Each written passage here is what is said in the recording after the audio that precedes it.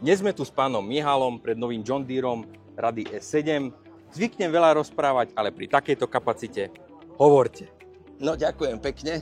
Tak to hádam posúdia potom diváci, keď to budú vidieť, že o akú kapacitu sa jednalo. Áno, stojíme pred novým kombajnom S7, tak jak je na boku napísané, sú to nové digitálne kombajny.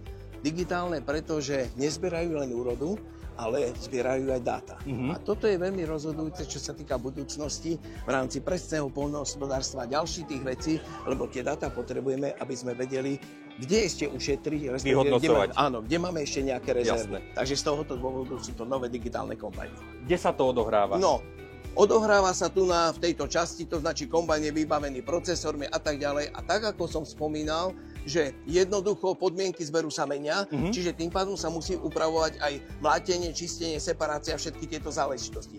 Jedna kamera, vision kamera, druhá vision kamera, tá sa nachádza na zrnovom dopravníku, tá sa nachádza to, čo ide na domlacovanie, čiže sústavne sleduje, aký je proces, aká je kvalita, čiže tu sa nám odohráva kvalita mlátenia. Kombajn musí dosiahnuť aj nejakú dennú výkonnosť.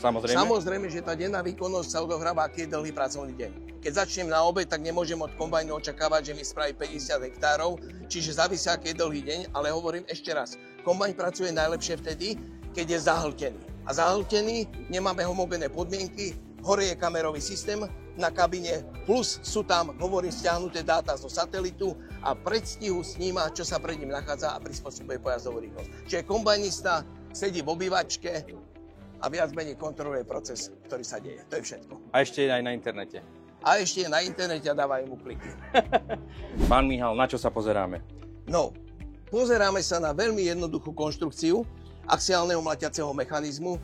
Keď to porovnáme s klasickým tangenciálnym mechanizmom, ozaj prístup k jednotlivým častiam, ovládanie, nastavovanie veľmi, veľmi jednoduché. Mnohokrát vyznieva aj otázka, keď prídu zákazníci a pýtajú sa, mnohí sú nastavení na tú klasickú konvenčnú technológiu, tangenciálnu.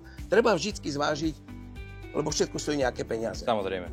Koľko hektárov budem robiť, aby bola tam ekonomická návratnosť, aké mám plodiny a tak ďalej a tak ďalej.